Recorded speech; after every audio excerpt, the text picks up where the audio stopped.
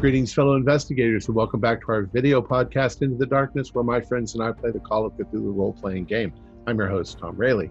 The scenario is Cold Warning. It was written by Scott D. Anielowski, and it's updated to the 7th edition by Oscar Rios and Tim McGonigal, and it's available from Golden Goblin Press. I'm your game master, and this is episode 5. The recap will be given by John Hicks as his character, Detective Steve Carroll. So, without any further delay, let's continue our journey into the darkness. John? My name is Steve Carroll, a private detective from Arkham, Massachusetts. The hunting lodge in Maine is quiet now, a change from the drama of earlier this evening. My partners, Leo Lopez and Professor Frank Stamp, along with Dr. Burke and an attorney, Ricky Rand, had come here chasing a murderer from Arkham. The murdered man's brother and wife had come here after a convenient ruling of suicide left them off scot-free.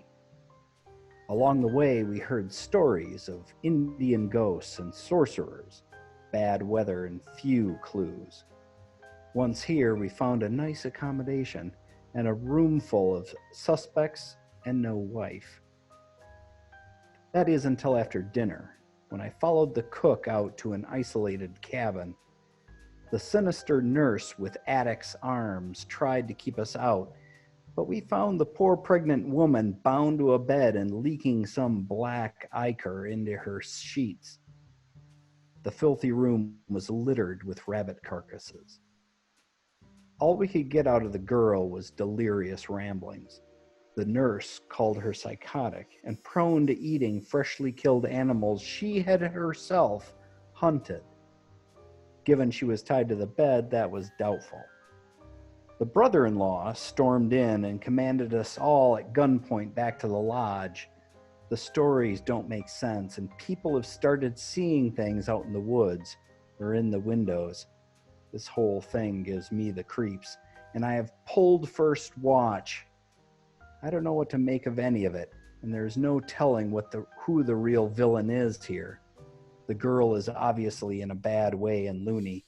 Stuart Sutton, the brother-in-law, is at once violent and insolent as to what's going on. The snow is deep and getting deeper. Making a dash for a hospital is impossible. I stand watch. All right.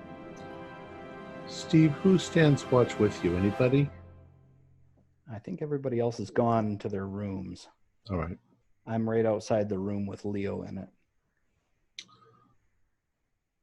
And I'm up on the balcony section. That's right. I'm not on the main floor. Okay. You sit there for about an hour, and you can hear the wind outside howling. I just wanted to tell him something before we break in, or before you tell us what happens. I'm up with him on the balcony. Okay. I really think. Yeah, sorry, I had my phone on mute. I was saying stuff, and then I realized you couldn't hear me. All right, so you're keeping watch with him? Yeah. All right. Steve, I think we have to get into those rooms. We've got to get this woman to some kind of a medical doctor, or we've got to get her here. Whatever's out there, whether we're imagining it or not, there's something in the woods. Yeah, okay. Our only answer is what's in those rooms. And so you keep saying, but we've got a guy who has not been afraid to pull guns on us in the meantime. Why don't you? He's also not afraid to be shot. Do you not find that I find it very odd. I find everything about this place very odd. I think it's time to get some rest so that we're at full capacity in the morning. And give him the first move.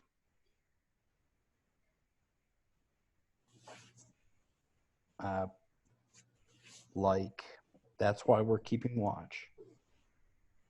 Okay. All right. So as you've been sitting there for about an hour, you can hear the wind coming up outside. It's blowing. You can hear almost wolf-like howls in the wind, the way it whips around the corners of this octagonal-shaped building.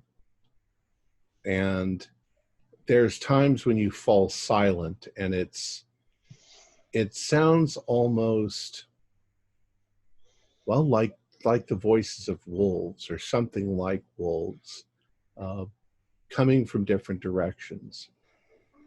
And as you're sitting there, there suddenly comes a loud scream from Rose's room. She just starts screaming rather hysterically. Right. So I pull my Colt and I rush to her door.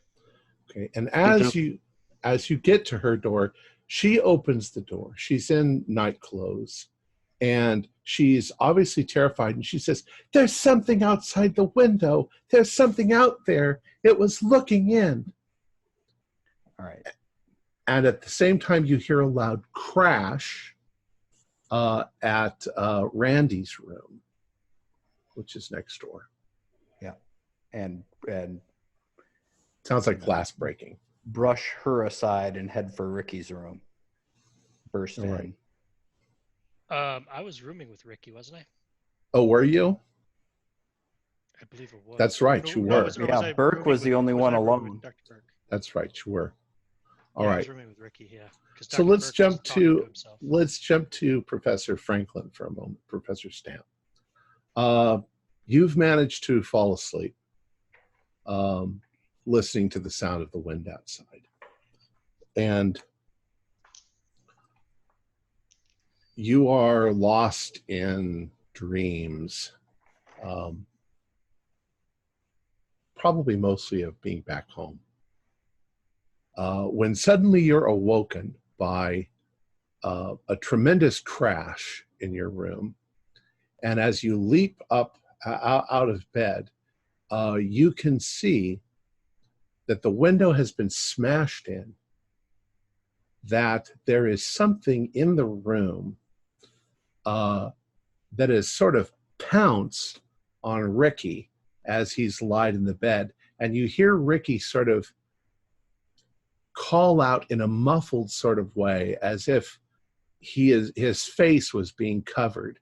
And you realize this thing, which looks somewhat like it's a fucking Wendigo, for all intents. Is what you see is this blue-haired monster. It has its mouth clamped down over Ricky's face, and it's dragging him towards the window, and he's kicking and screaming, or trying to scream. Mm-hmm. Okay. You could do a sanity roll. Sanity roll? Yeah. I think I made it. 23. Yeah, that has to be. All right. I want you to do at least a 1d6. Even if you made it. 6? All right. I want you to roll intelligence. Mm-hmm. Ooh. 1 second. Character sheet. I rolled an 81. My intelligence. PDF is opening. There we go. My intelligence is 80, so I missed it by 1. All right, good. You wanted to fail it. I know. So you become you. All you do is perhaps yell loudly, or do you want to do something? There's not much you can do, but you can. You have your wits about you, even though you take the damage. I probably roll out of bed away from, like, if the window is, say, to my left and the Wendigo is over there with Right. Ricky, I'll roll off the right side of the bed and scooch under the bed, cowering. Okay. And you notice, of course, that the room is freezing cold as you're doing this. Ooh. Would I have the good sense to run out of the room, or would I just hide under the bed? I think you probably rolled off the bed with your covers on. Yeah. You know what? I'm just under the bed. I'm too afraid to break for the door. All right. Sorry, Leo. is my mic really low? No, I can hear you. Okay. Leo. There's suddenly loud crashings coming from the room next to you. I'm sorry, you're awake. No, you're not awake. Are you? Where are you? Steve's awake. I think, but yeah, it's been a little while. So I think I'm right. Pass out. All right. So you're suddenly awakened by all this crashing coming from around. You hear glass breaking. You hear muffled screams. You hear a woman scream for a moment, and you find that your room is chilly and quite you're quite alone by yourself in that room. So you're in the dark, afraid of whatever's out there. What do you want to do? I think the screaming would probably override that, and knowing that that Steve is out there, so I'm going to probably just quickly throw on a pair of pants, grab the Colt and Ricky's revolver, and head out the door. All right. Towards the sound of the breaking glass and everything.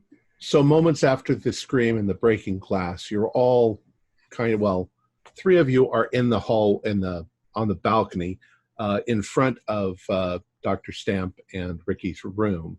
You hear Dr. Stamp yell out. What do you do? And you can hear commotion. You can hear dragging and kicking into the room, gun in front of me. All right. And indeed, as you burst open the door, you see this thing on the windowsill with Ricky slumped in its arms. Yeah. Shooting. Teeth buried in its neck. Bad Wendigo.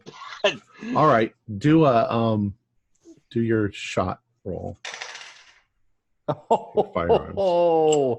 That would be a failure. 92 out of 60. All right, I'd say that it scares you so badly you just sort of fire. Can I shoot? Well, you're right behind him, Steve. You need to both do sanity rolls. Yeah. And then Dr. Burke, you can shoot. Fail. I made the sanity, barely. Okay. If you fail 1d6. I'm sorry, if you fail 1d8. If you made it 1d6. Oh, I can do multiple shots, can I not? You're going to try to unload your gun. What is it, 3 shots? Yeah. Yeah, each subsequent shot has a penalty dice. What does that mean? That means... How do I do that? What you'll do is you'll roll the first one for your first shot, and the second one... which I missed. The second one you'll roll twice and take the worst roll. Okay. And what that's telling you is that you fire and the kickback from the gun is making it go off of target. Okay. So I'll fire a second one. One roll is 15, which is a hit, and the other one is 26, which was a hit. So second one hit. So you got 2 hits? No, I got 1 hit. Got 1 hit. Okay. I rolled twice. Okay. So I had to take the worst one, right? Right, correct. The second time. So it still was a hit. Okay. So I got that.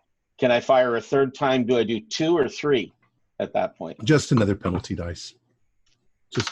Just one. I'm sorry, that was a 1d6 for the shots? 1d6 if you passed. Yeah. No, 1d6 for the your sanity. And the second one, the third one missed completely. Okay. So 1 hit. Yeah. So roll for damage on the one that 7 hit. points. All right. Did the second one hit? Did you say? The second shot did. Yeah. Okay.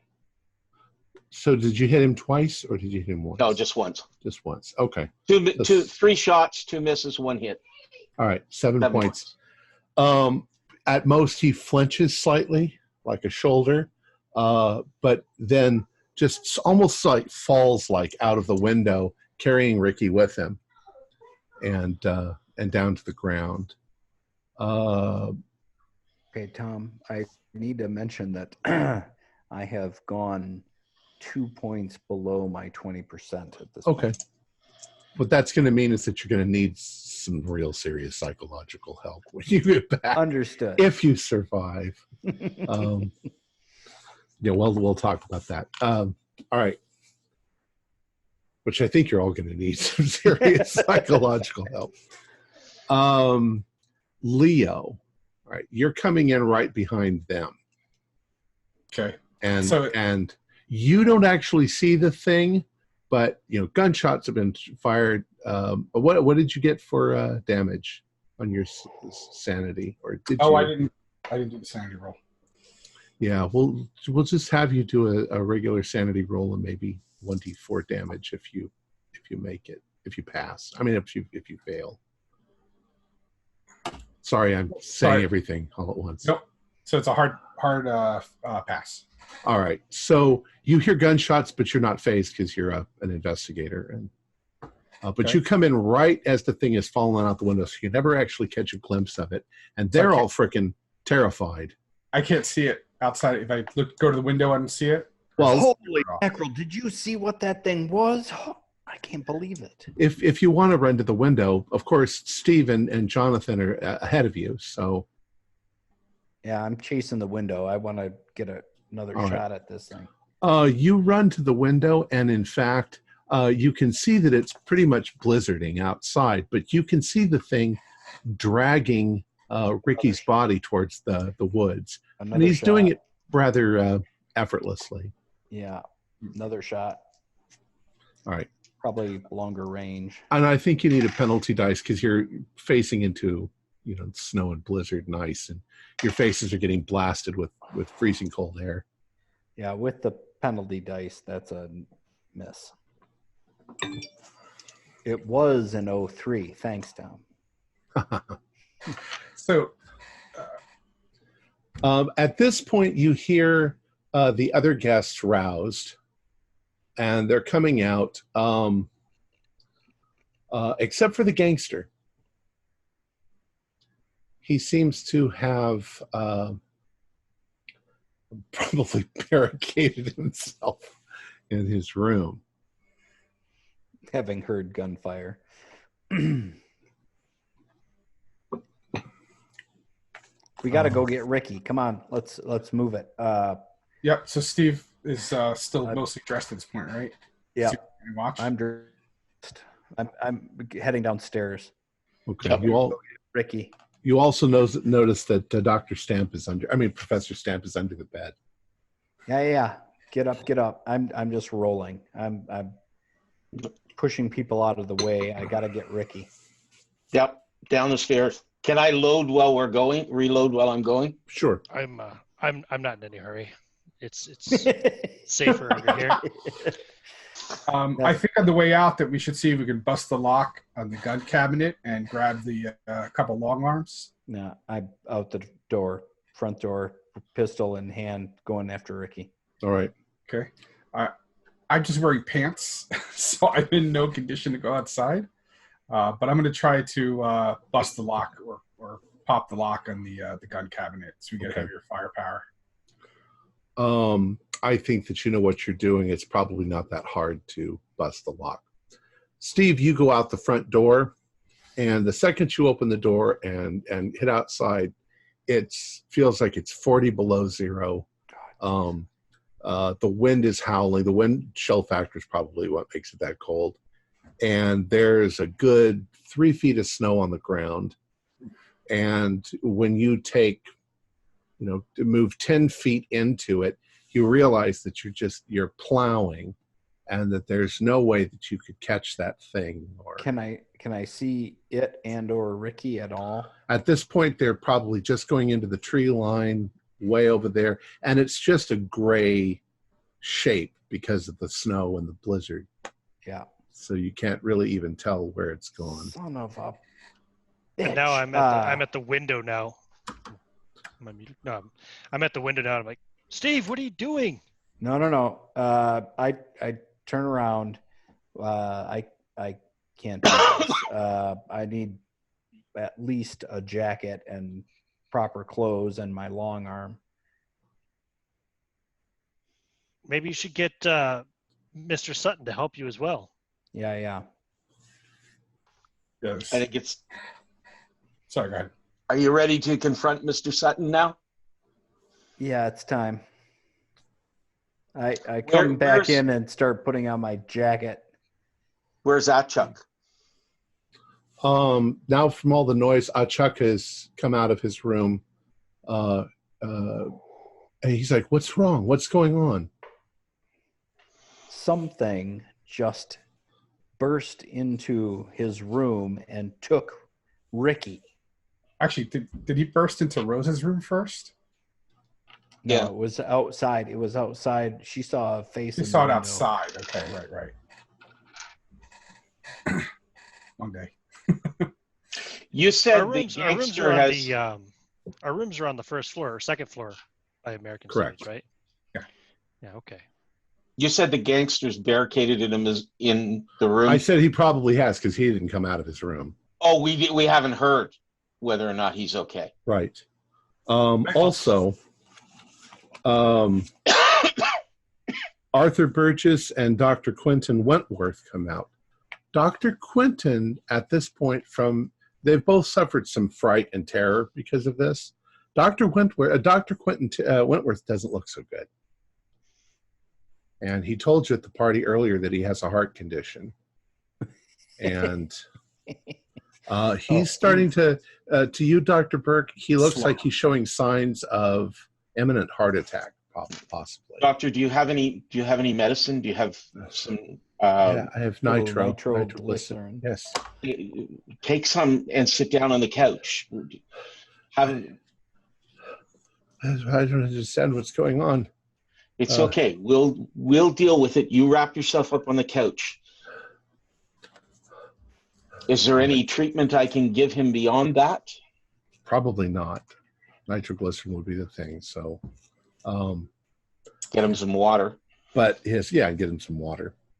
I'm pulling on my coat and heading for Sutton's room. All right. I think, and while Steve's doing that, Leo's going to throw on the rest of his clothes and then head to Mr. Strollo's room and see. Tell Atchuk what we saw and what's happening. I've thrown my coat on and my shoes because it's freezing cold in my room now, so I'm not going to stay in there. And I'll go down and I'll get some brandy for the doctor.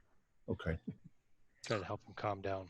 Achuk looks terrified, and he thinks only of his wife at this point. So he runs back to his room to get Huret. Bring her out here so we're all in one location. All right, so he's going to do that. Professor, I lose track of what everybody just said all at the same time. Professor Stamp, you've gone up to your room. Did you see you were going to try Strollo's room? No, I was coming out of my room because I just grabbed my coat and out of my shoes, and I was going downstairs to see if I could get some brandy for the doctor, of course, because he was having a rough time, and I thought it might be able to calm him down. But also half of it's for me. So okay, so you've done that. Who was going up to Strollo's room? So Leo's pulled on his clothes, and now he's knocking or slamming on Mr. Strollo's door and telling him that his to please open the door. His daughter needs him. After a couple seconds, you hear furniture move for a second, and then Strollo sticks his face out and he says, "What the fuck is going on?" Rose. She says, "I'm here, Daddy," like this, and she runs over to him, and he goes, "I heard gunshots."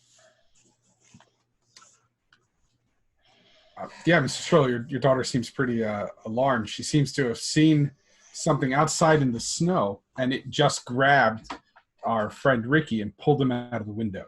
So we think you should maybe, if you've got any heat with you, you should come down and stay with your daughter. We're all trying to be in one central place. Well, he looks the arrogance and whatever you'd call it, the bravado of the man sort of fades away, and he immediately says, "I'll be right down." And he's got Rose. So after a couple of seconds, they head on down too. Steve, down the hallway is both Achak and Huret's room and Sutton's office and Sutton's room. So in essence, you are going down the hallway with Achak, and then Achak's going to veer off and go into his room. Okay. And you're going to continue. Was anybody else going with Steve? No, I'm going with him. All right. Once I get the guy sitting down there. So you get past Achak's room, and there's two doors, one for the office and one for his room, his suite. Which one are you going to go to? The suite door is the one I'm going to pound on and yell, "Sutton, we need you out here now." All right. You bang on his door. There's no response. You bang again. There's no response. And I try to open it. Is it locked? It's locked. And I kick it in. Okay. Do a strength roll.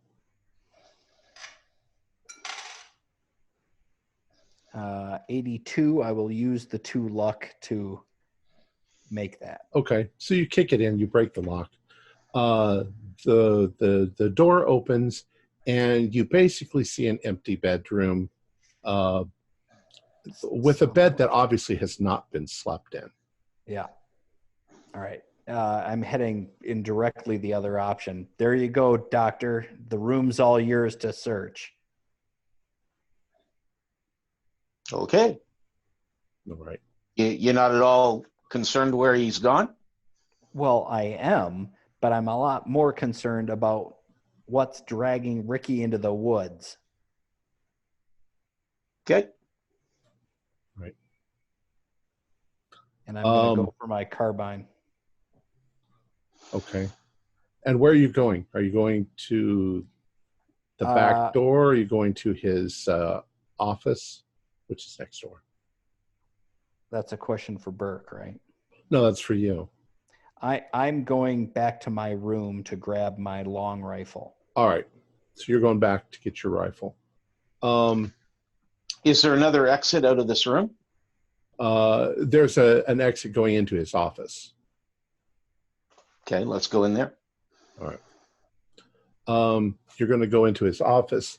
Leo, what are you doing? So, just to be clear, so I grabbed my shotgun from the room. Right. I came down, I got busted the lock open, and while everyone has been, looking for Mr. Sutton, I started loading the rifles that are in the cabinet, so I can hand them out to Strollo, Sutton, the other gentlemen that were hunting, and get everybody armed. All right. When you hand one of those to Dr. Wentworth, he looks very nervous about such things, and he's looking kind of pale and doesn't look very well. Yeah, I don't think I would hand him one since he's busy having a heart attack. It's mostly for the people I've seen hunting that I think could handle one. So Dr. Stamp, you're out. We know that you don't like not a fan of firearms. Arthur Burgess gets one, and the other two guys. Yes. And I don't know if the Burgess, the one who was reading the book. Yes. Okay. He takes the gun. Yeah, but he's the most silent one of the bunch. Seems less terrified. Of course, he didn't see anything, so. Right. So I would probably ask Mr. Burgess if he was comfortable with it. Has he ever shot a weapon before? Yes. Okay. I would probably try to impress on him, trying to explain what I guess what I've heard now is secondhand, right, from Steve and the folks that were in the room. So I guess I would try to tell him, that there's some kind of animal that broke into the lodge and took one of the guests. which he nods gravely about. Yeah. Gotcha. It sounds so crazy, and yet you guys are all arming yourselves, so there's been gunshots. He's confused. They're all confused. Okay. Professor Stamp, what are you doing? You've got your brandy. Oh, I'm on my second glass. And yeah, I'm like, what are you gonna do? You guys are gonna? For your nerves. Are you guys gonna actually go out and try to hunt that thing? I mean, we got to get Ricky. Grabbed Ricky by the face and dragged him into the woods before you could even get outside, Steve. Yeah. You gotta try that. I'm not leaving him to that, whatever it is, but I'm not going out naked either, and I'm putting on my hat and gloves and heading for the door. What was the visibility outside, you'd say, Steve? Midnight in a snowstorm. I mean, how many feet do you think? Oh, 10.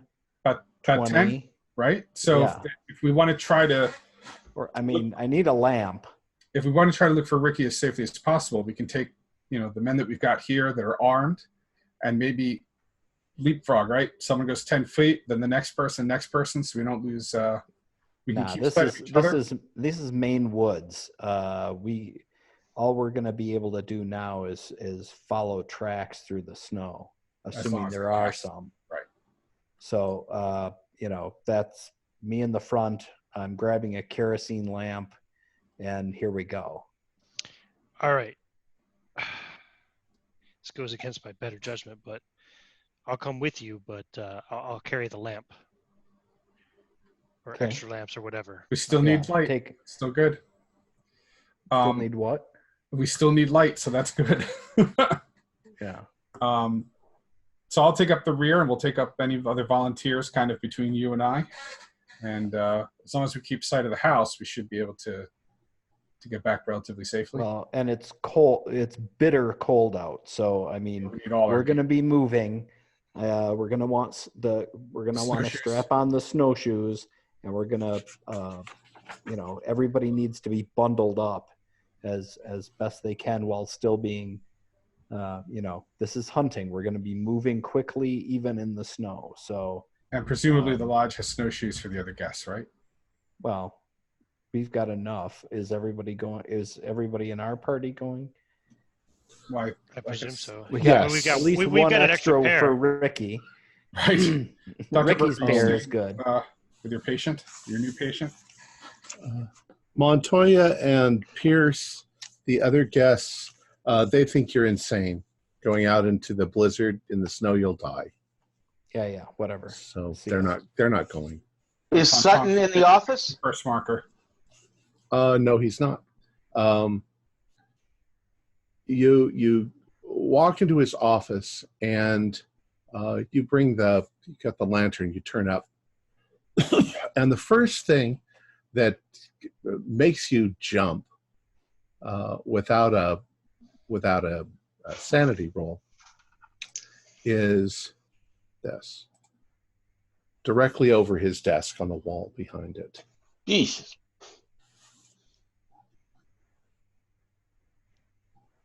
The fuck is that?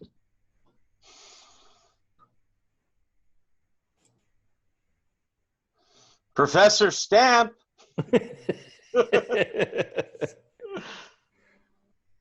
This is in his office.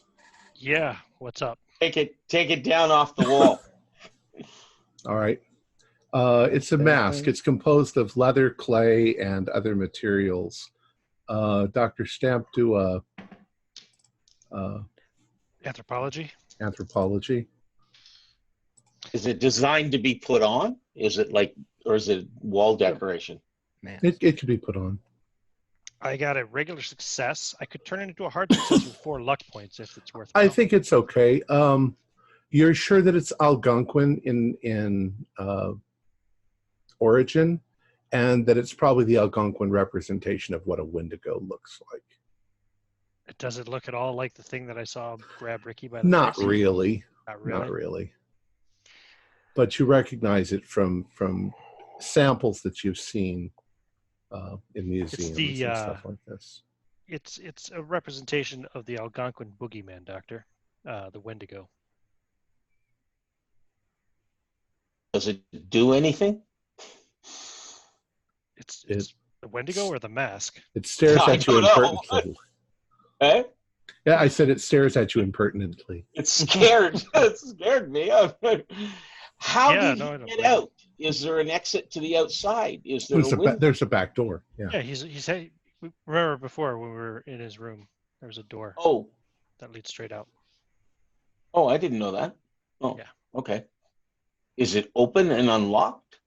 It's not locked. Lock it. Do you have a key? Well, you must be able to lock it from the inside without a key. Yeah. If he comes back, I want him to come to the front door where we can see him. Oh, I don't think we're going to be here. Didn't you hear? We're going on a hunting party. We're going to go rescue Ricky. No, I didn't. Anything else in this room? Look around. Do a spot hidden. Books. Do a spot hidden. Just. Normal one. All right.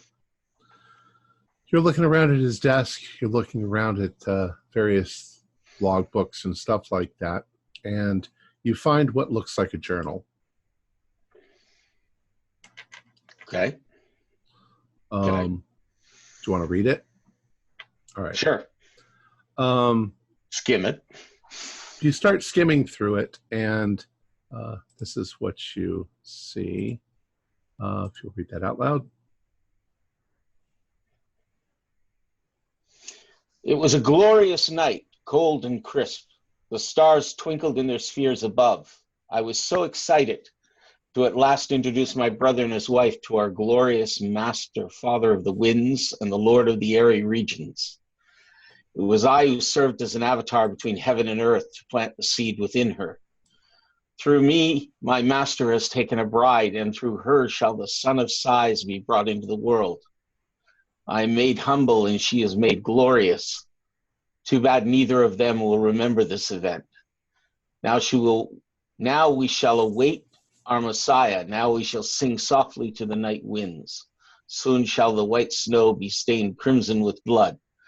Soon shall the winter wind shriek out his coming. Let the cleansing begin. Let the purest ice cover the world.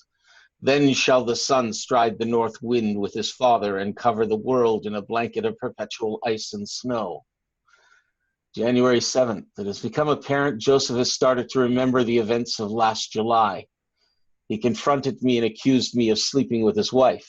I tried to convince him he was delusional, but something has to be done. January 14th. Joseph is dead. It had to be done. He was a threat. For some reason, he remembered. It must have been that damned alienist he was seeing. They think Joseph killed himself. After the funeral, I will convince Marilyn to come back to Winter Haven with me. I'll hire a nurse to help care for her until the great day arrives. I'll protect her and the unborn child of my Lord. I see. All right. I think diagnosis all fucked up. All right. The other of you are Professor Stamp. You're in there with him. Steve and Leo, you are bundled up and getting ready to go out into the snow and ice. Run and tell them about the journal. And all right. I think from the sounds of that, Burke, you know what to do with the woman, and I'm going after Ricky. You're going to go off after something called the Lord of the Winter Night. Well, Wait, and Steve. It's that, or I'm heading for the cabin to take care of the problem there. Steve, hold on. How long has it been now since Ricky was taken? What, 10 minutes? 10 minutes. Did you see if he was, I mean, you said that beast or whatever had its mouth over his face, right? Yeah, and dragged him off the second floor balcony. Right. From his head, right? So if Ricky even survived that fall, he has to be near death or dead at this point. By the time we find him. He was only wearing his pajamas after all.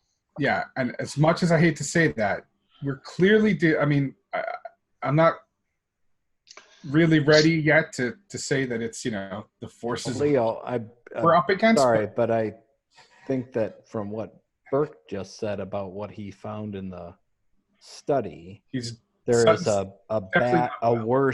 a worse task to be done out in the cabin. Yes, assuming that Sutton is not just delusional. I mean, we haven't. That still can. I'm sorry. That black shit on the sheets is telling me and that something creature is in not the window. right there. I know, but what we have to do then is terrible. At the very least, we're dealing with a madman. I don't like the idea of leaving Ricky to whatever that thing was, if it wasn't Sutton himself. But if it's Sutton in some kind of crazed state that did that, we need to be ready to deal with him, not just go out guns blazing. Is there any chance what on the window looked like Sutton? I don't know. I want to save Ricky too, but I think we need to have a better plan than just rushing out. That was not Sutton that came through the window. Is Achuk back in the main room? Yeah, he's there with his wife. Did you hear about the journal? They're both like terrified on the couch, rather speechless. Have I ever heard of this Lord of the North Wind or whatever it was called? Why don't you do an anthropology or what would you call it? Maybe a knowledge roll. Knowledge makes sense. Intelligence. It's based on education, actually, I think. Yeah, education. I'm going to ask Achuk the same thing. Does he know anything about? Nope, I don't. He's like, these are legends of my people. It's the Wendigo. Well, one just came through the window on the upper stair and took Ricky. So Leo's going to... Once a Wendigo begins to hunt you, you're doomed. So Leo's going to talk to Steve again. Anything we can do to stop it? Anything we can do to fight it? But it's all just legend, and that wasn't Go look at the window upstairs. There is, he's like, but I can tell you the legends of my people, but I don't know that until just now who believed. How do you kill a Wendigo? Well, the opposite of what it is. It has an icy heart. If you pierce its heart with fire, then it kills the Wendigo. Otherwise, you can't hurt it. You could damage it very badly, but when the sun goes down or rises the next day, it'll just come back to life. Wendigos are not alive per se. And there's brand in the ancient beliefs of my people, the only one who was fearless against the Wendigo was Gitche Machaba, the great rabbit, the great hare. I have a mask on my wall that my grandfather gave me. Can we see it? And he points, but he's not getting up because he's there with his wife. I go down and get it. Does it look like the Wendigo mask? Bring it to Dr. Franklin. It looks like this. However, Killer Bunny. You don't bring it to him. What happens is you, as you reach for the mask, there's almost a tingling sensation in the tips of your fingers as you reach for it, like static electricity. It surprises you and causes you to pull your fingers back. It's obviously made of wood. Wood shouldn't have any kind of static or anything like that. Move forward and unless it causes pain, reach forward and... You touch it. Do a power roll. Power? Yeah. Willpower. Yep. 6. When you touch it, you feel a little dizzy, and for a moment, you're not in the same place. You are on the you're on the plains. There's a forest behind you. It's winter, and there are things in the distance, and you see the great hare, the great rabbit, defending the people against the Wendigo. It's a flash, and maybe it's because of the story that he just told you, but there's definitely something there in that mask. Now, the mask doesn't look that old, you know. Dr. Stamp. Professor Stamp. Professor. Yes. Come and see this. Okay. I tell him what happened. Really?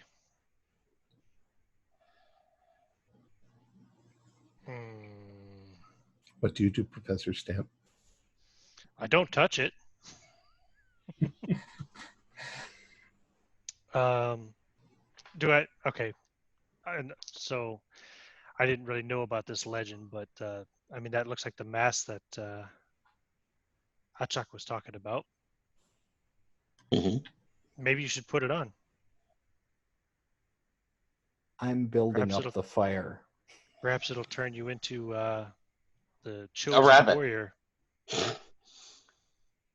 Achak, have you ever... How did you get this? He's all the way down the hall and in the main room. I can't take it off the wall, you said? Sure, Or sure. Yeah, you can. I can take it off the wall. Yeah. It doesn't seem to affect you now. Okay. He says, my grandfather made that for me when I got married to Huret. It's a sacred mask, like part of our rituals. I tell him what happened when I touched it. Have you ever? That's very strange. Nothing like that's ever happened to me. Have you ever put it on, Dr. Burke? Not really. No, I hung it on the wall. How would it be used in your rituals? I'm sorry. What were you saying, Dr. Stamp? I'm Professor Stamp. How would it be used in your rituals? Well, it's on a festival. Somebody wears it, and they reenact the driving back of the winter cold by the spring fertility, and one of them plays Gitchi Machabo. And what happens to this Gitchi Machabo at the end of the story? He's the protector of the people. He's a kind of a hero. Does he die? A Manitou? No, Manitous don't die. Achak, what was your grandfather's position in the tribe? I think he's a mechanic, but he knows a lot of the old legends. I mean, all of our people know them. He didn't have a more ceremonial role? I mean, he was well respected by all of the people. Let me see that mask, Doctor. I'll actually reach over to try to take it. All right. So, do a power roll. Because in my mind, I'm thinking maybe the doctor's a little crazy. Which one of us? The guy who grabbed the mask from you. What is my power? That is a fail. Okay. You grab the mask, and you've got a fairly good grip on it. And suddenly, you can see this ritual of the man dancing, wearing the mask, and driving back the Wendigo into the into the cold and ushering in spring and protecting the people from the devil of winter. And do we both see it? Because no, I'm holding one end. Only him. And you also see something that looks like it must have been hundreds of years ago, but you see an old man dressed oddly as a mechanic handing this mask to Achak. And you can tell that it's at a wedding, but you're getting a complete vision of this whole thing and realizing that the mask has power and that possibly the Wendigo would be afraid of it. And then the vision breaks and you feel dizzy for a moment. Mm-hmm. Does that require a sanity roll? No, I don't think so. No? Okay. Professor Stamp, are you all right? Yeah, I think I'm okay. What did you see? What happened? I saw the past. And maybe the future. This mask holds some kind of ancient power. I don't know how to describe it.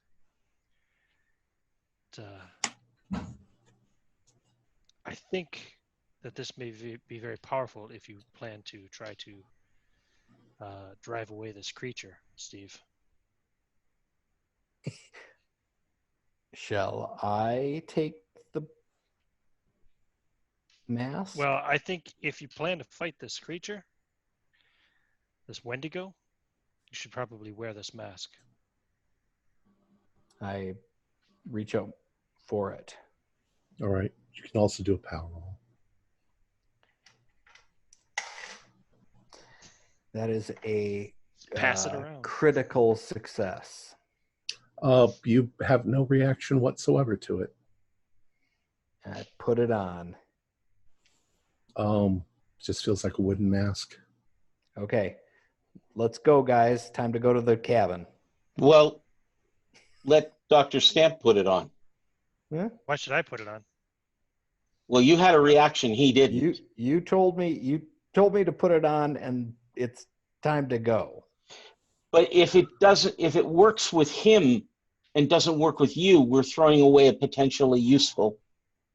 What makes you think it's not going to work with him just because he didn't have a vision? Well, that's the only thing we know that's different about the mask, is the vision. You had it, I had it. You can wear it. I think we need to get going to the cabin. I think you should wear it then, Doctor, because I am no fighter. If I see that, Okay, I'm not going anywhere near it. I'll put it on. Hand it back to Burke. Is there any you're reaction? locked and loaded. Nope, nothing. All right. Let's go. If we're going to do this, let's go because all right, let's go. I'm starting to run out of courage. All right. So I'll take the lantern in one hand, and I'll have like a bundle of like maybe a blanket and some warm clothes for Ricky, just in case And we actually find him alive. Despite what I said, Steve, we've been through so much. I've got your back. So I'm sorry about before, but I just wanted to make sure we were ready. Yeah. Let's head for the isolated cabin. Who is going out the door first? That'd be Steve. Okay, Steve. Steve, you... Leo in the rear and the other folks in between us. Okay. Kind of watching everyone's back. Steve, you open up the door. The wind is cold. You know the direction of the cabin. But as you take one step out, do a spot hidden roll for me. That is a success. Okay. That's a critical success. It's hard to tell because the wind is blowing. Everything is sort of moving this way because the snow is blowing. Mm-hmm. But you can see something in the woods there moving. You can also see something over there in the woods moving. And they both have sort of anthropomorphoid shapes. There's more than one of these things. It's all right. Who's right behind me? Is it Burke? Yep. Okay. I'm going to, I've got a lamp in one hand and a rifle in the other, and I am making for the cabin, which I kind of, if I'm remembering correctly, is off to the right. Okay. Yeah, that's fine. Yeah. Do you want me to carry the lamp? I hope you have one of your own, because it is dark and windy. Are you guys coming, Professor? And yeah, I'm right behind you. okay. Right. In the rear. Let's go. Are any of the other guests with us? No. No. In fact, the gangster thought you guys were insane playing with a mask. Is he armed? Oh yeah. Okay. They're all armed inside. I would like you to do a listen roll. All of you. Success. Ooh, I'm rolling up nicely. That Nope. is a hard success. Okay. You definitely believe that the sound of howling is coming from these creatures in the distance. You also hear a big crash come from behind you back in the lodge, and you suddenly hear gunshots. Oh, sweet Christ. And, turn around, head back there. So I was in the rear, so I should be the first one in. Right. When you bust into the room, you can see that one of these things, these wendigos, has come through the window, and it is attacking, we'll say Mr. What's his name? Strollo? No. Mr. Burgess. It has him pinned against the wall, and it's biting into him as he's screaming. Strollo is firing his gun rather badly. Rose is screaming and trying to run away. Dr. Heart Attack is having a heart attack. And the two other guys are hugging each other and trying to get the hell away. I'm Steve. making for the fireplace. I want to grab a brand and use that against this thing. Okay, you'll have to cross the room. First, does Leo have a clear shot at it? Sure. Okay. So yeah. I've got, let's see.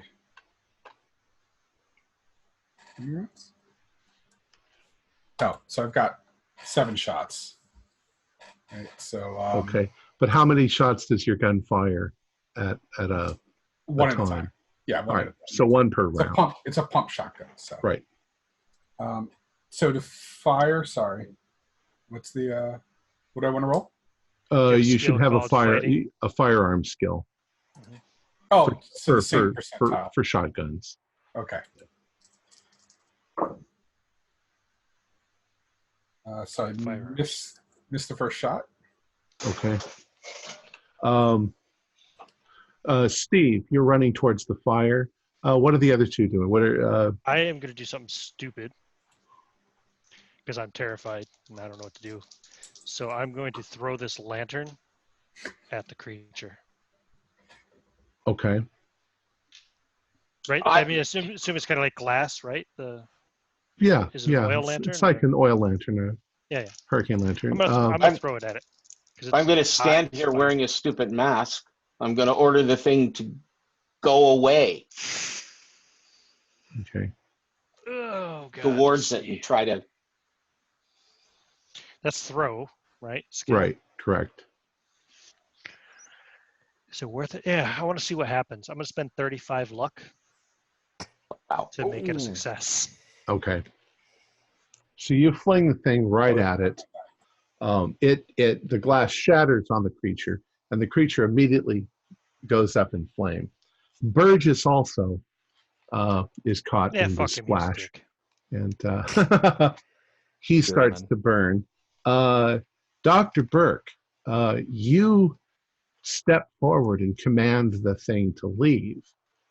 And when you do that, it definitely turns its face at you and looks at you, I guess, with a sense of, first of all, it's terrifying looking, but the creature suddenly has a look as if it's afraid of you, as it suddenly bursts into flame.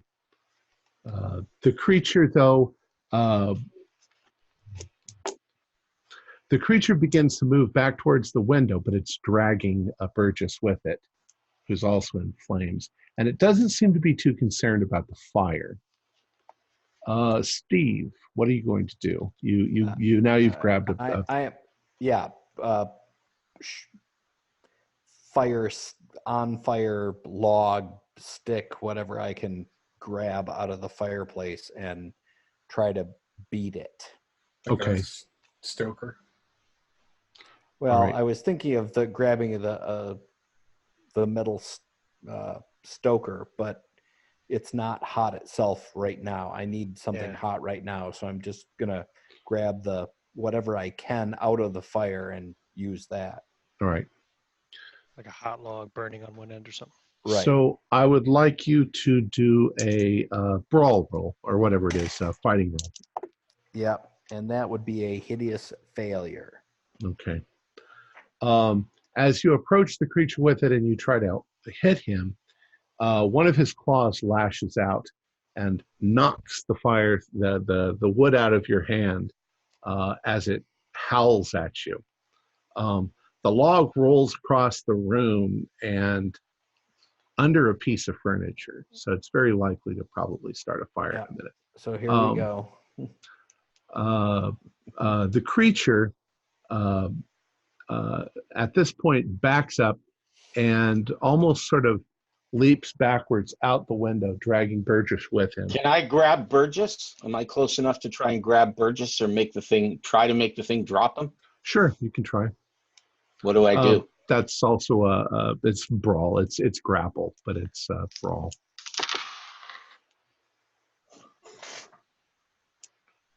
Surprisingly, yes. Okay. I need you to do a strength roll then. Nope. Yeah, you can grab a hold of him, but the thing yanks him out of your hand. It's way And it doesn't strong. do anything when I say drop it. It just looks frightened at me. Yeah, it's definitely trying to get away from you. But it's not going to let go of its prey. Does he have time to get off another shot? It's just a matter of... Yes, just as it's going out the window, you can shoot at it.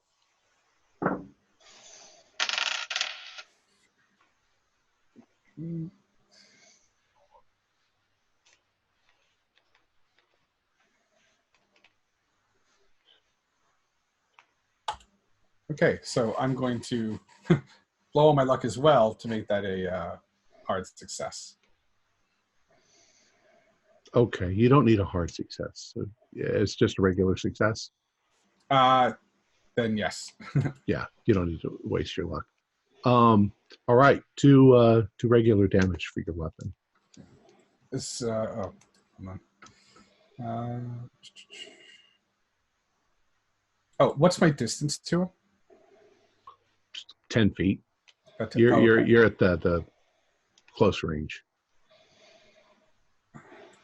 Cool. So it actually says for this is a 4d6. Excuse me. Right. That sound right? Okay. Yeah. So do 4d6.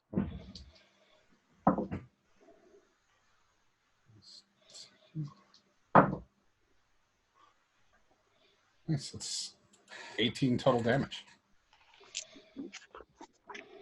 Or so you think. 18 damage. You blow its fucking head off with your shotgun. It splatters on the wall, a dark green, black goo, and it falls to the ground dead and lifeless, almost as if it was never really alive. It doesn't twitch; it just drops. And right. Burgess drops with it, but Burgess is dead. All right, that's it. I'm putting the stoker in the fire and stoking the fire. Extra wood on, get it blazing. And I want a red hot poker to stick through that thing's heart. At the very least, we know that they die. Well, Hotchalk said that they die tonight. They don't and wake up in the morning. Yeah, you must burn its heart. Yeah. So I'll go over to the body and take a knife and try to cut out its heart. Okay. You're gonna have to do a sanity roll. Or you can I think you can all do sanity rolls again. Nothing left. Yeah. Oh, no. I made that one. No. I failed dramatically. All right. Not in my element. If you made it, do a 1d4. If you failed it, do a 1d6. Or more. Yeah, 2 more.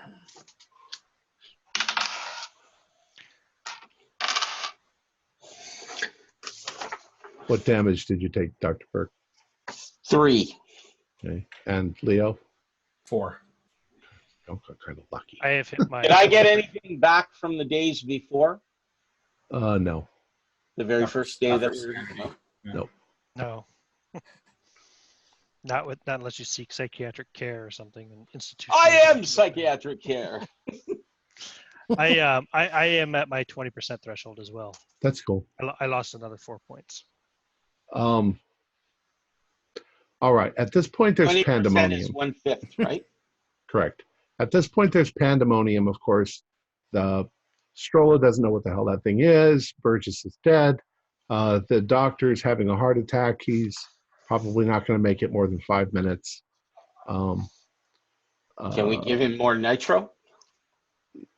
Yeah, you can try, but he's absolutely terrified. Why don't you do a first aid roll?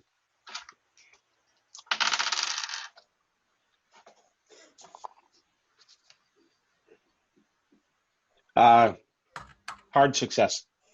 Okay. Well, you think you managed to stabilize him. You hear even more howls from outside. Yeah. Cutting out. There's also the room is getting cold now because, well, you've stoked the fire, but the window is broken out. Yeah. And I'm busy cutting out its heart. Okay. It takes you a little bit of time, but you find what you think is its heart. And what do you do with it? I toss it in the fire. All right. When you do that, the body immediately begins to deteriorate and sort of liquefy on the ground. There's now a big pile of nasty smelling goo. I'm assuming it didn't gain like a human shape while it was dissolving. It just stayed wendigofied. But do a spot hidden for me, Leo. Okay.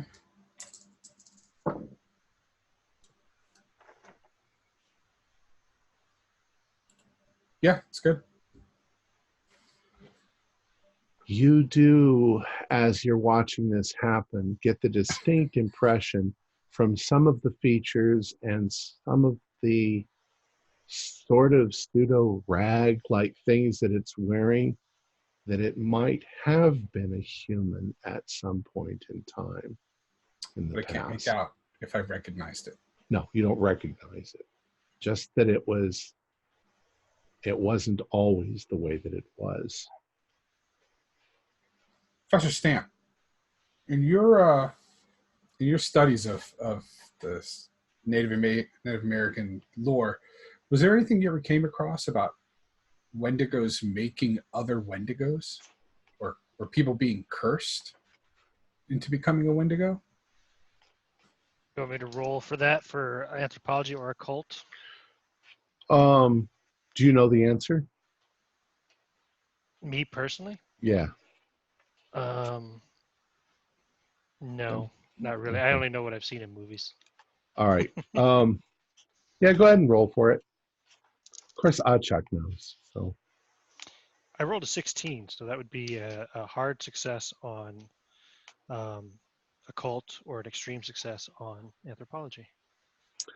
Yeah, you know that the Wendigo is supposedly caused by natives who were starving to death in the winter and ended up eating each other. Right. They became cannibals, and thus they became become Wendigos. And the Wendigo's trait is that it is always hungry. It is cursed with starvation, and it's constantly wanting to eat victims. So anybody who wanders in the woods is a prime target for a Wendigo to eat you. So I will relay that information exactly, and they basically, so it's not so much that they make other Wendigos, but anyone who, cannibalizes and is it did subject to the curse. And it did not like the bunny mask. So I think Bert, you're in need to lead us to the cabin so we can take care of the girl. Oh yeah, you think she's one of these things? I think she's about to give birth to an Uber Wendigo. If what that journal said was true. A few minutes ago, I would have tried to find some other solution, but you saw when I blew that thing's head off, that was the exact same thing that we found on the sheets. We're not killing a pregnant woman. I'm sorry. Says the man in the bunny mask. Yeah. Well, yeah. If she produces a monster, I'll be the first one in line to blow its brains out. From that journal entry, Sutton for sure is getting a bullet the next time I see him. Oh yeah, no question. What if though? And I am not sure that whatever she is about to birth isn't getting the second bullet. Agreed upon. But what if, since Sutton refers to himself as the conduit, what if taking him out takes care of the we are way outside science and reason here. We need to do something. Was there any sense with the Wendigo that the mask's power extended beyond me? Like anything we could have observed, like if I was in the center, would it extend to the guys around me? There's no way to tell that, but it definitely tried to move away from you. So, all right, listen. Okay, let's go. So you think getting Stuart is the key to ending this? No, I think Stuart's going to be a problem that needs to be taken care of. I think he's going to come to us.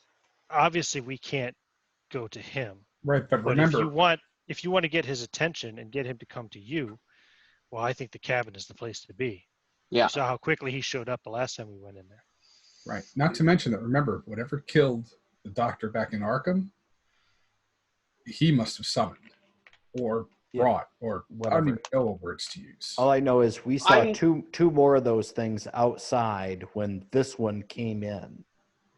So there are at least two more Wendigos out in the woods between us and the cabin. So we make a break for it. In the meantime, should we prevent the fire from forming underneath the furniture over there? Well, yeah, that'd probably be a good idea. Let Strollo take care of it. He's not good for anything else anyway. Mr. Strollo, do you have a bucket? No, I'll take. I would say they should all come with us, but the doctor can't come with us. If we leave him, he's toast. I'm not worried about the other guests other than not burning the place down so we have some place to come back to. Yeah. I say we take care of that, and then Steve and Professor Stamp, I think you're both right. We need to go to the cabin. One way or the other, well, the problems are going to end up coming to us there. So I'll grab two of those pokers out of the fire because I don't have anything else to carry now anyway. Hopefully I'll bring these with us. I'm sure there's a fire going over there. Oh, good point. Yeah. Do you want the mask? No. I'll wear the mask. I'll go first. No, I'll go first. He doesn't have a weapon. Let's go. Two hot pokers. Okay. 2 hot pokers. Hopefully I don't have to use them. I was just thinking to have them for utility purposes. If we shoot another one of those things and have to burn its heart out. Let's go and stay close. I'm right behind you, Steve. I'm right behind Burke, Captain Buddy. You're in charge. By the way, in the meantime, I think we've probably evolved, right? Reloaded. And... Yes. Yeah. You are prepared. All right. So once again, I insist, all of you, we're going to hop our way. Captain. So you all make your way out into the storm once again. It howls.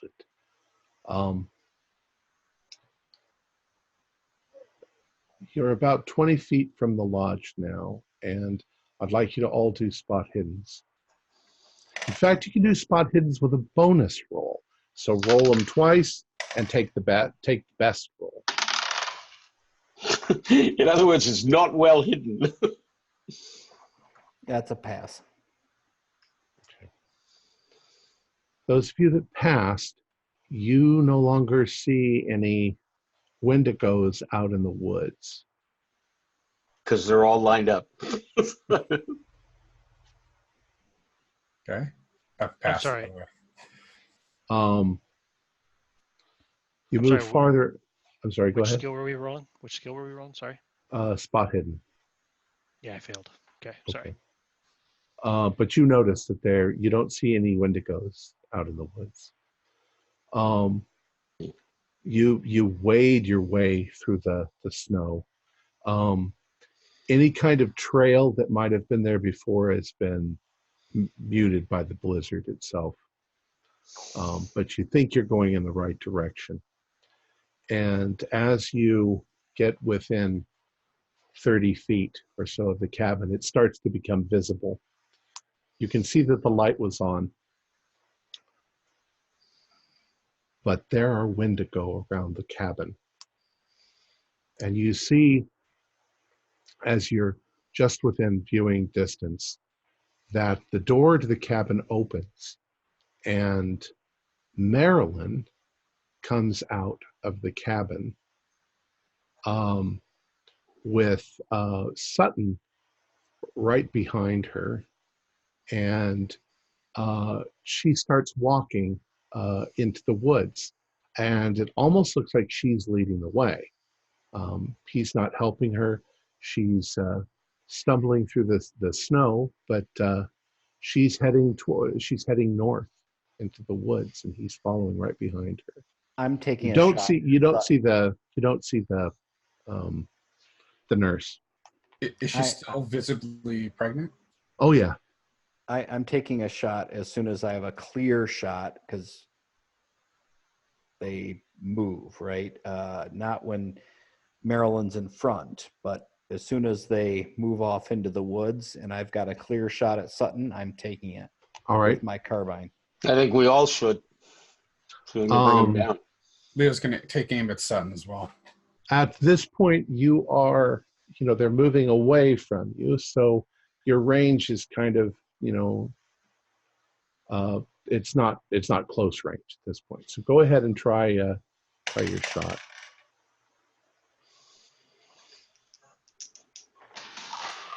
I imagine that carbine has pretty good range. Right. It's the snow and the blizzard and everything that makes it hard to. So what effective range should we? I have a 50-yard effective range for a regular success. Same here. But what should we factor with all the snow and everything? Penalty die? Yeah, I'd say penalty die. 50 yards is close range? I don't think so. For a carbine, yeah. Yeah, I have a shotgun. For a pistol, this is a Yeah. rifle. All right. You're talking about like a hunting rifle,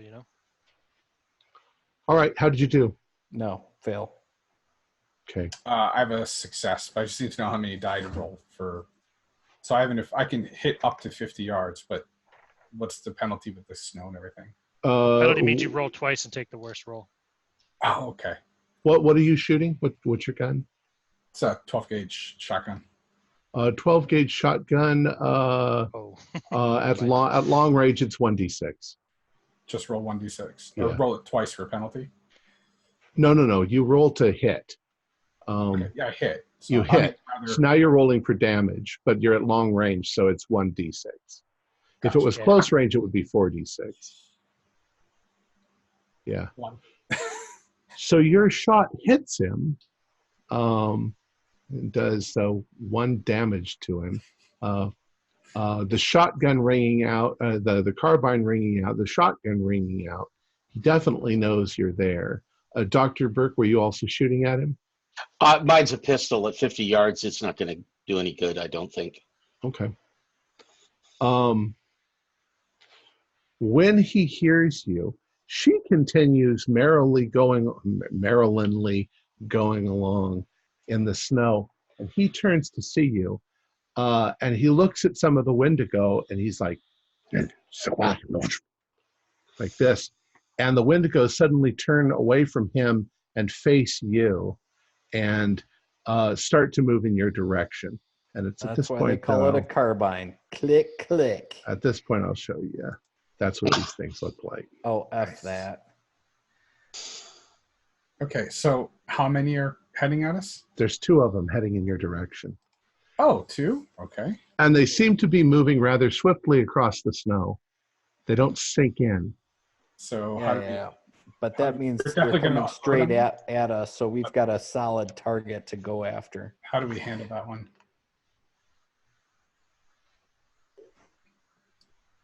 I mean, I've got 6 more shots. I've got obviously extra shells with me, and then whatever my 45 as well. But so I'm going to unload with the shotgun first. But what's their range? And All right. Well, they're coming at you quickly. So I'm going to try and order them off. All right. What do? I fire. Okay. Step forward and point in the other direction. All right, Steve, you go ahead and fire. We'll say this is by now it's close range. So, Steve, which one are you aiming at? I'll take the one on the right. Left. Although I don't think we would even call it. It's normally right. You probably always do it that way. Yeah. So I got a hit with the 8 damage. I've got a hit as well. How far they're away? They're probably by now. They're probably 20 feet and coming at you. Oh, okay. So that's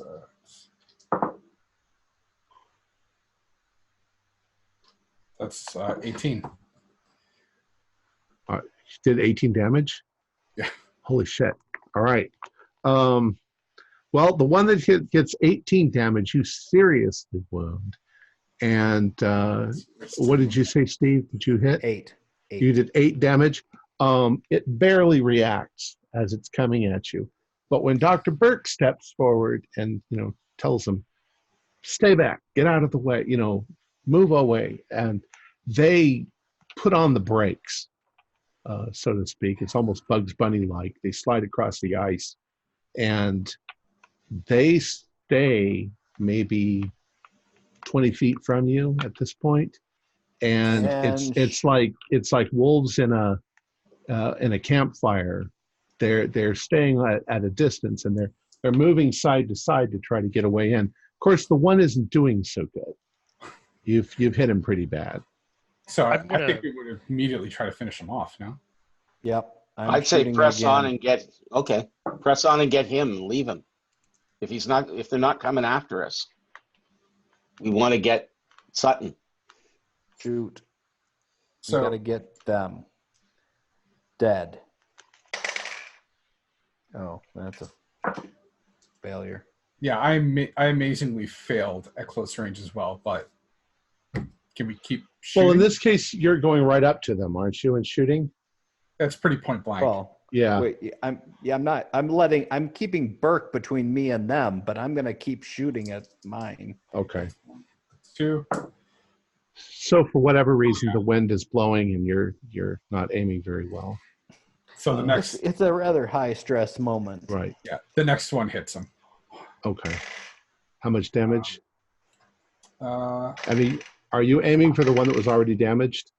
I was aiming for the one on the right. Yeah, I'm going to keep going for mine. Okay. And just the first 2d6, and he's gone. That's another 10 of damage. He had 2 points left. So finishing off the wounded one. I do another 7 on the one on the right or left. So you did 8 and then you did 7. It's still going, but you've damaged it really badly. And its black ichor is going all over the ground. Okay, I'll shoot again if there's nothing else going on.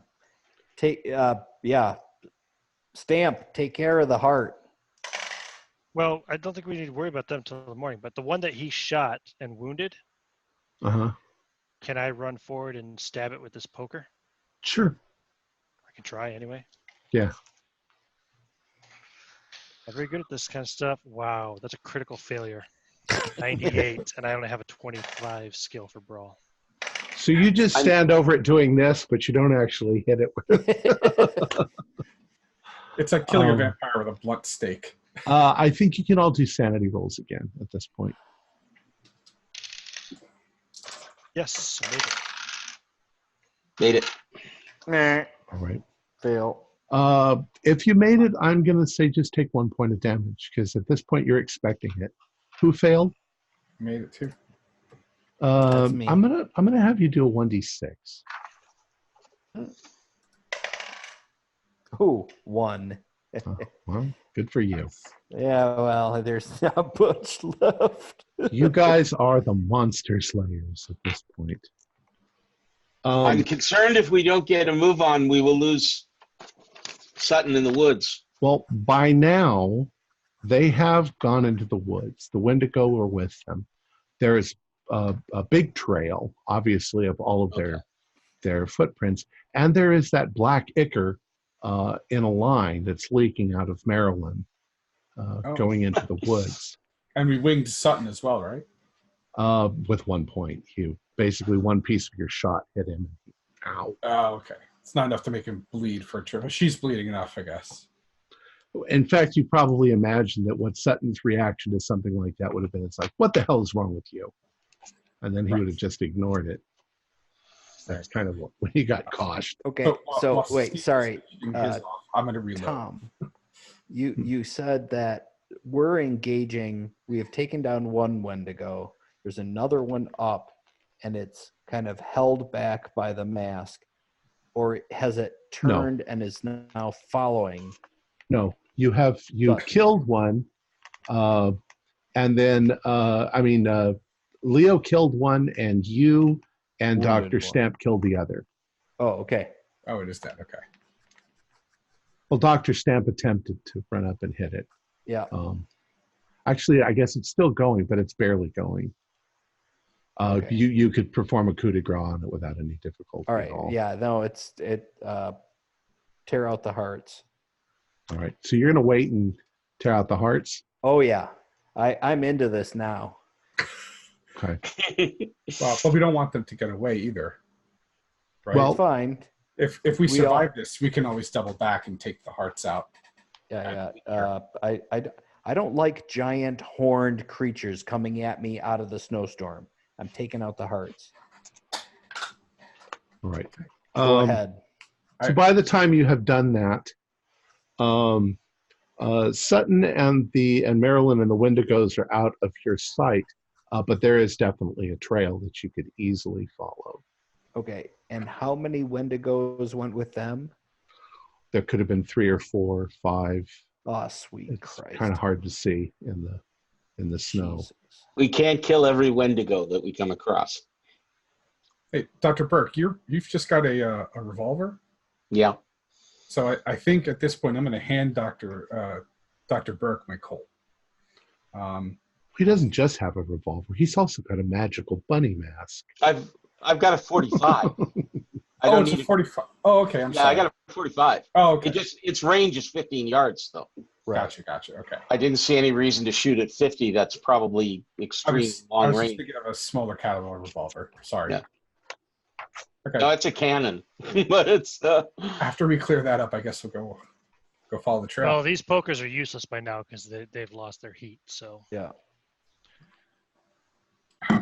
Dr. Stamp, do you want to see if you can heat them back up in the fire in the cabin and then meet up with us? No, I think we should keep together and yeah, go I mean, after unless these we're going to things. bring the fire with Bullets us. are working so far. All right, let's go. Do I get any sense this thing can do anything other than just chase Wendigos away? Well, it can entertain children at a party. Yes, it probably can. It makes me look extremely silly. No. Yeah, you know. I try to pray to the great rabbit, to the great hare, and ask for his help. Why don't you do a power roll? Yes, 18. Yeah, absolutely nothing. That's a. Nothing happens. Nothing happens. Okay. Well. All right. I'll give you the option at this point. You're going to follow the trail or something else? All right. Trail. You follow the trail deeper into the woods. I would like. Let me see how this works here.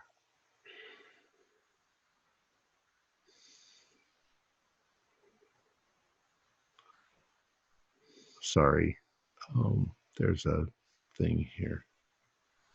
I would like you to all roll con checks.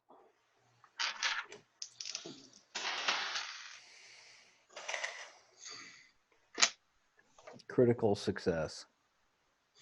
Success. Got a hard success. Leo? Just a regular old-fashioned success. You all had successes. Good. Okay. No frostbite.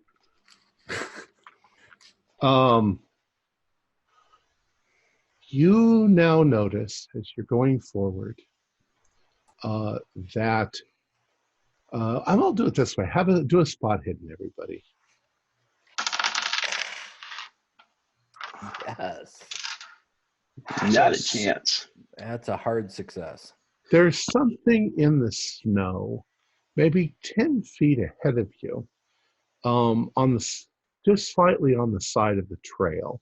It's black and odd-looking, rumpled sort of looking thing on the side. And as you approach, you realize that it's clothing. And you're pretty sure it's Sutton's clothes. Oh, sweet criminy. A cultist we can handle. A nudist has to be shot immediately. I was actually worried for a moment we just found Ricky. Yes. Nah, he's one of the Wendigo now. You continue into the woods. Is there anything in the pockets? Yeah. I mean, his ID Anything? And Nothing of value. well, there's 35 cents. Robbing the corpse. Robbing the pile of clothes. Greyhawk him. You move forward into the woods, and you can see that there's something going on, maybe 100 feet from you. You're pretty sure that there are Wendigo moving around. They're not facing in your direction. But on the other side of that, you can see there is a huge mound of snow that's been built up. And on the top of it are tree boughs that have been laid out. And Marilyn is laying on top of the tree boughs. And Sutton is on the other side, stark naked, in the freezing cold, and he seems to be praying. You can't hear anything. The wind is howling. He's too far away. That's what a rifle is for.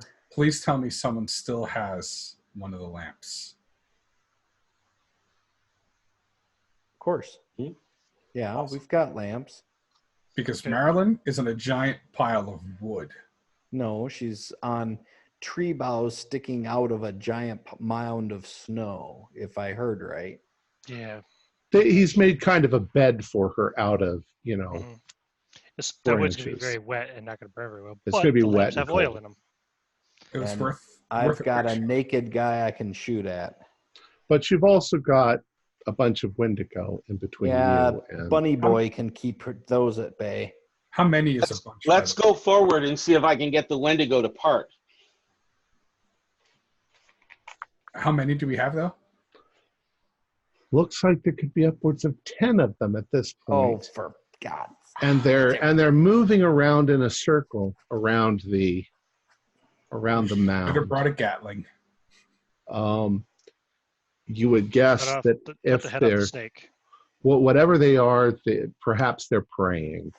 I'm taking a shot at frickin' Sutton. Yeah, are we within 50 yards? Let's get close enough first. It's all right. Yeah. Close enough for you to push. You've got longer range with your carbine than I do, but how close are we now? Well, you're moving closer. Say you're about 75 feet away, and the icy cold carries sound pretty well, and you can hear Sutton yelling something. I gotta take a shot. Master shut him up. Master of well, the. Keep moving forward as you're shooting. Then. Yeah. Okay, so I gotta get close enough to use my gun. About 25 yards. Sorry, what was he saying, Tom? So he's yelling out, Master of the North Wind, your child will be born. And you hear Marilyn screaming as he's standing there. And he seems to be completely unaffected by the cold. 42 of 45. Yes. I'm going forward, sticking with Dr. Burke. Do the Wendigos split when I go forward? Well, you're not quite to them yet. My shot is good, and I'm shooting at Sutton. Okay. And I hit him. He's about 25 yards away, so that's 2d6. I only hit him for 6. Okay. And Steve, what did you do? I hit for 11 points. All right. So Naked Sutton is standing there like this, and the combined you basically hit him in the chest with the bullets, and Leo, you hit him maybe in the shoulder, and he flies backwards into the snow and disappears from sight on the other side of the mound. But as that happens, you can see all of the Wendigo sort of stop dead in their tracks where they are. And you can see Marilyn. And as she screams, you can see her sort of writhing in agony. You can actually see something pushing up on her pregnant belly. And then suddenly it rips and blood pours down from her with black goo and all this. And in the center of it is what must be a baby. But you're still not close enough. Now, as you approach Dr. Burke, the Wendigo notice you and immediately pull away to either side, and they're snarling and they're howling and they're hissing at you as you're coming there? Forward. Yeah, they don't seem to want to come anywhere near Dr. Burke. So and you guys are all next to him, so they're not coming. I'm taking a bead at the baby. No, let's see first. I'm taking a bead at the baby. I'll walk away from you. That's fine. Leo is. I don't think he's saying out loud to you that he's gonna shoot the baby. He raises his gun. I walk away from him, and you can deal with the 10 Wendigo.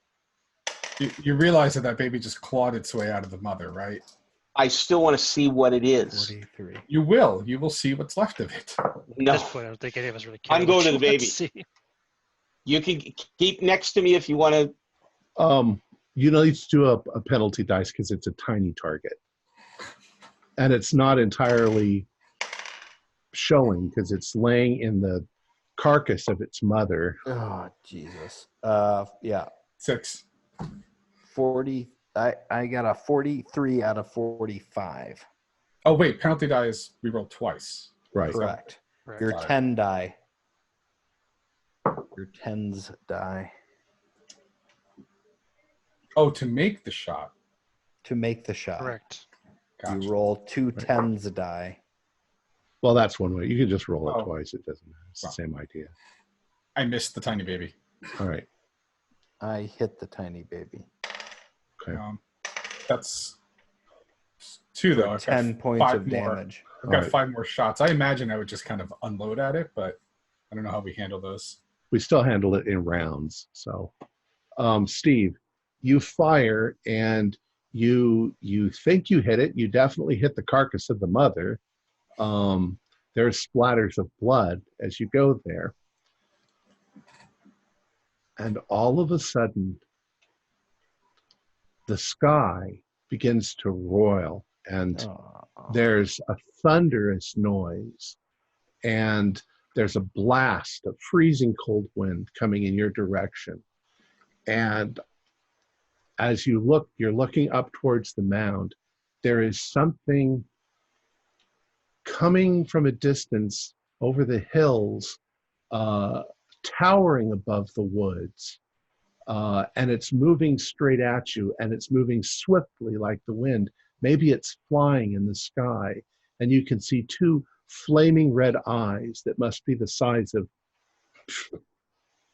gigantic. It's huge, and this vaguely humanoid frozen mass of energy descends out of the sky and reaches down a huge hand towards where the child is laying. And you can see it lifted up, its hand now all covered in blood. Blood that's on the ground. Everybody do sanity rolls. I'm shooting. Yeah, that's a fail. I passed. Pass. If you pass, I'm long gone. if you pass, 1d10. Jesus. And if you fail? If you fail, 1d100. No. Fuck. I have a D100. Well, just roll your percentile dice. I lost 1 point. Holy crap. 27. Yeah. Ouch. It's got the baby. I've Well, got what did you 11 get? points left. Well, how many points did you lose, Steve? I lost 19. Okay. How many did you lose, Dr. Burke? 4. Really? All right. I made the thing, so I only had the one. Somehow, Dr. Burke and Dr. Stamp are not stark raving insane. The other 2, we'll do the 2 investigators. Steve, roll a 10-sided dice. 8. 8.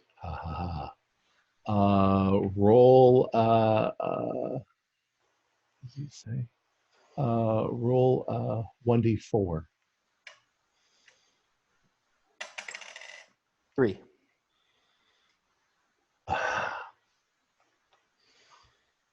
You have the red mist. Everything in your mind just goes blank. I'm unloading. You're going to start unloading your gun on the nearest person. Oh, no. Okay. But before that happens, Leo, roll a 1d10. 2. 2. You are just going to drop everything in your hands, turn in the other direction, and run as fast as you can. So, do a luck roll to see if you're the nearest thing to Steve.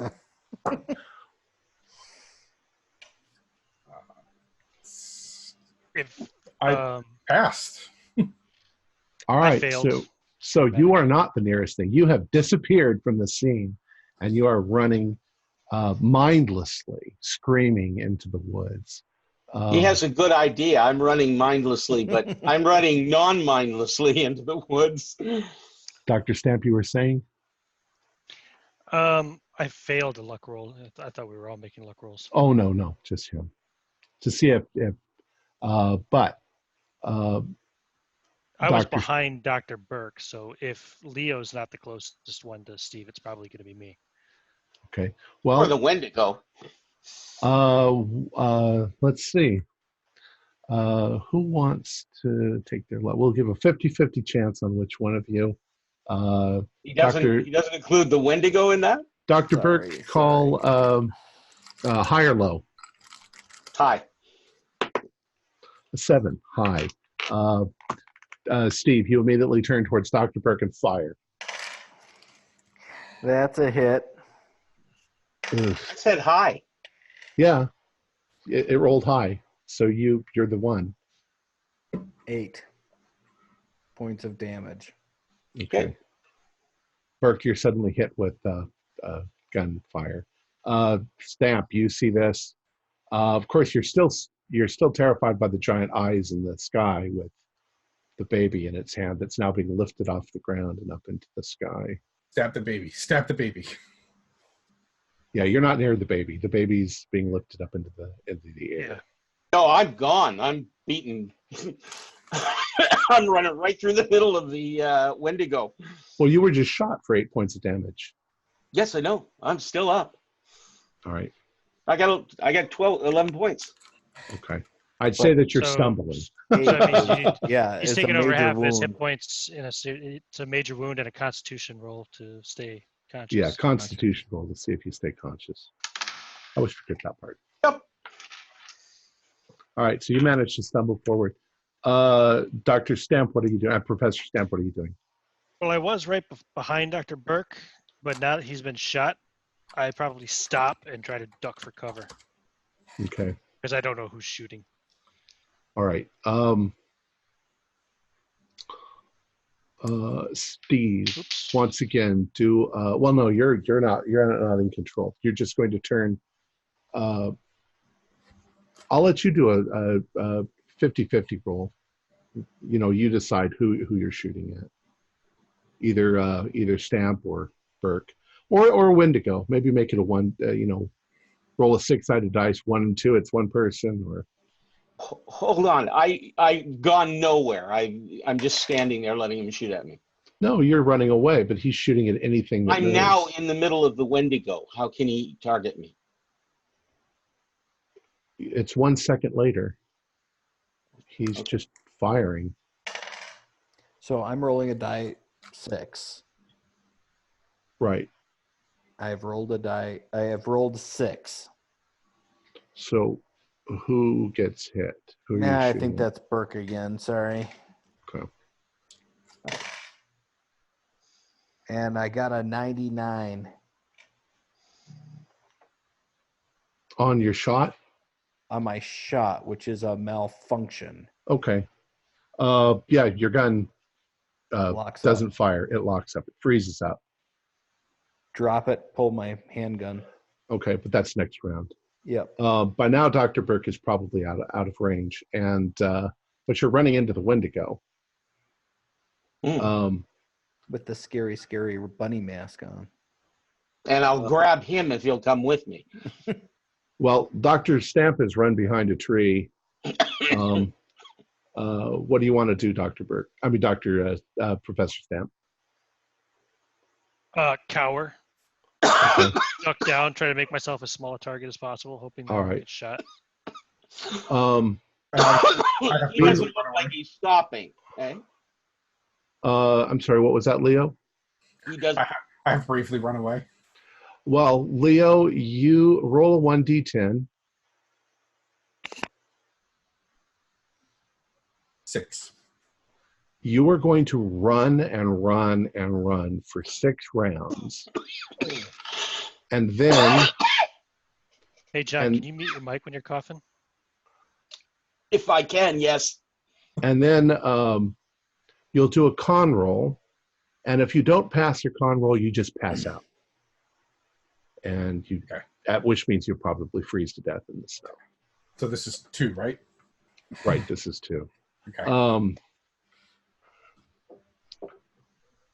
All right, so Stamp is hiding. Steve, you are now turning towards the Wendigo and firing, because they're the only thing that's really left. Go ahead and do a roll. Excellent. And that's a miss. Of course, now. Okay. At this point, the Wendigo are turning towards you all. And Dr. Burke, you are by far the closest. So one of them is going to attempt to leap at you and pin you to the ground. You can try to dodge. I'm sorry, you're muted.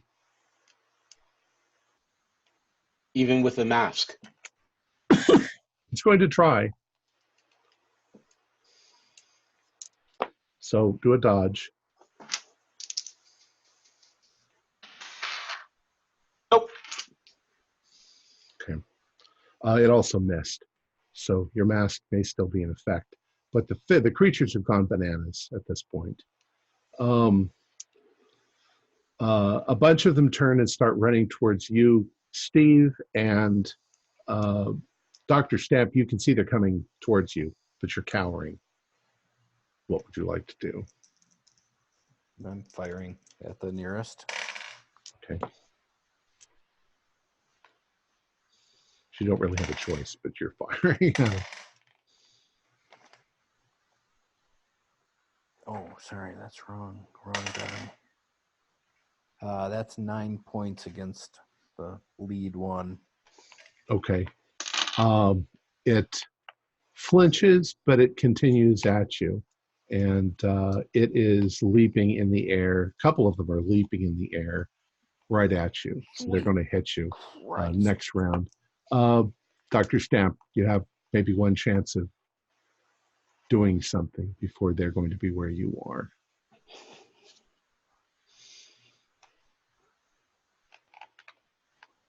We're going to make you a doctor at some point because, you know. It's easier. We just call Needed, aren't I? If he survives. Otherwise, it'll be posthumous. I'm sorry, what was that? Sorry? I wanted to know what you want to do. Yeah. No, I'm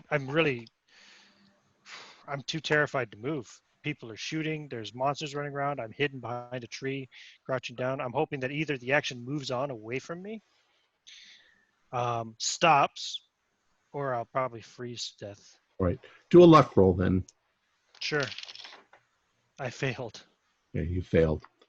As 2 of these Wendigos leap at Steve, Steve, you can try to do a dodge. Hey, got good rolls. Oh, that is a hard success. Okay, they also got hard successes, which means they actually succeed. Okay. So 2 of them pounce on you, knocking the gun out of your hand. You're still really not completely aware of what's going on. Everybody in the world is an enemy at this point. Correct. And let's see if they do damage. Wait, how much damage did they do?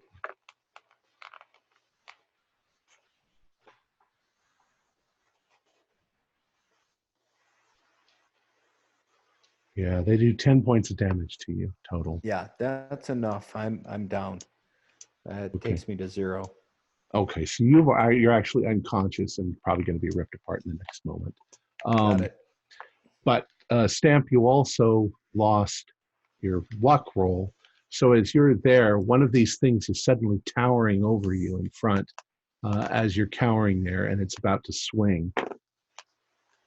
You're trying to do a dodge if you want. Or just accept your fate. No. Yeah, it hits you. Damage? No. Big 10 fail. It hits you. That's 10 points of damage. Yeah, that drops me. I had 9. Basically splatters your head against the thing. Yeah. I failed my con roll as well. Dr. Burke, the things are trying to stay a little bit away from you. What else? What would you like to do? I'm running in the direction of the only person I still know is standing, which is Leo. I don't know where he went, but I'm heading in that direction and hopefully can find him. Okay. Eventually. Pretty much so I'm running out of them if I can get away. I'm not trying to go near them. I'm just trying to keep them away from me. Well, what they're doing is they are following on your trail. Okay. All of them are. And Leo.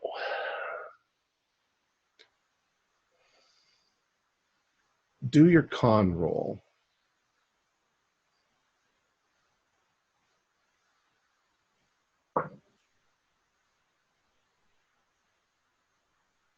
Oh. Was it a pass? Yeah. Amazing. Okay. So you've run, you don't know where you are. You know that you're in the freezing cold winter woods somewhere. Can I see the lodge from where I am? No, you have no idea where you've run. And you're a little disoriented as to where you are at the moment, and you are completely exhausted. You're not even aware of why you ran, but it all starts coming back to you, what you saw, what you see. And you're on the verge of tears and on the verge of screaming. Dr. Burke, do a luck roll to see if you go anywhere near. I think you need probably a hard pass on that. Yeah. I can't hear him or follow his trail? Nope. And you've got these monsters. Oh, wait a second. Can I? Oh, you can't use luck on luck, right? No, correct. Can you push the luck roll? No, you can't push the luck. So, is there anything I can do to? No. You've chosen the wrong direction. You've gone some other direction. However, you have a chance of possibly getting back to the lodge because you do kind of know which direction that was. Leo, I'm just going to give you one last luck roll. And if you fail it, you're going to just wind down and freeze to death. You're going to be Jack Nicholson at the end of... Here goes.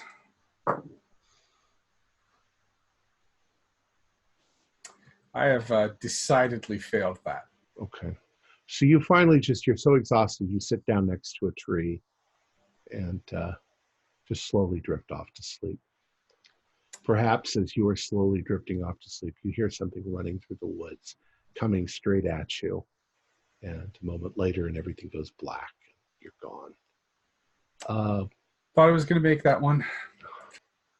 Dr. Burke, you eventually get back to the lodge. The others are all slaughtered. While you guys were gone, more Wendigo came in through the windows and basically massacred all of the other guests. You find yourself in the lodge. The Wendigo will stay away from you, and as the sun rises, the Wendigo all move off into the woods. You are, however, without any kind of heat. You have been hours in the snow and ice. So I'll give you a luck roll to see if you might manage to somehow insanely make your way all the way to Hudson without dying. Can I not set a fire and warm up in the lodge? Everything is wet. Everything is freezing. Okay. Nope. So despite can I make it to the car? Well, maybe, but it's buried under a couple of feet of snow. So despite your best efforts, somewhere along the way between here and Hudson, you die. And that's the end of our story. So, in fairness, that was a 15-minute walk in the freezing cold, right? Or 50-mile walk. Yeah. Sometimes you're just desperate, and there's. I really thought we were going to make it. At least some of us. So, do you have any questions? No, that was a blast. Yeah, no, I'm so Sutton impregnated his. Sutton was some kind of. So what happened was Sutton had been kind of in league with Ithaca, which is what that was at the end. He was sort of in league with that since he was a kid, jealous of his brother and his father. He had at one point even attempted to get rid of them. The result was the father died and the brother managed to say. But anyways, as time went on, he became more and more reclusive up there in the woods. And finally, he sort of received visions from Ithaca that what he needed to do was that Ithaca wanted to create a kind of a bridge into our existence. And so in July, Sutton invited his brother and sister-in-law up to the thing where he introduced them to Ithaca. And they pretty much kind of went nuts, obviously, from the experience. And in the process, Stuart was the proxy, and he impregnated her while he was possessed by Ithaca. And that was the child thing that was going to be born. And that he had managed to cause the memory to be suppressed, but it was the doctor who reawakened the thing and caused him all kinds of problems with this. It was Stuart who summoned the power of Ithaca to take him all the way from the lodge to the doctor's office in the blizzard, and then use the spell is actually called Cold Warning, that he could freeze the doctor. You didn't give him a chance to use it on you guys, but he would have if you hadn't blown him away. That is a nasty spell. Anyway, there's the cover. You can see. Yeah, nice. So did we miss any major directions? No, not really. Not really. You hit pretty much everything. Characters? Could the guy in the mask have gotten to the baby but done anything against Ithaca itself? Well, there's not really. There's nothing you could have done to Ithaca. Right, that's like a force of nature. What would have happened had you? Well, we'll talk about that afterwards. Why don't we go ahead and finish it? We've sort of given what's going to happen. Our players included John Lundman, Ian Christensen, John Hicks, Michael Rodriguez, and Josh Harwood, who unfortunately couldn't be here tonight. With myself as the keeper of the secrets, we're currently producing up to 5 shows a week with music and sound effects added in post-production in order to create a richer listener experience. We provide audio-only versions of our shows free for you to download from Podbean or iTunes. The costs involved with the show are provided almost entirely by our patrons. Without them, we wouldn't be able to do what we do. If you'd like to support our show, please visit our Patreon account. Just $1 to a month helps us a lot. You can find a link in the description below. Like, share, and subscribe to our channel, and punch that bell icon for updates on our latest shows. And leave us some comments. We enjoy reading them and answering any questions you might have. This is Tom Rayleigh, together with all the members of our gaming club, inviting you to journey with us once again into the darkness for another adventure into the universe of H.P. Lovecraft and the Call of Cthulhu role-playing game. Until next time, good luck and good gaming.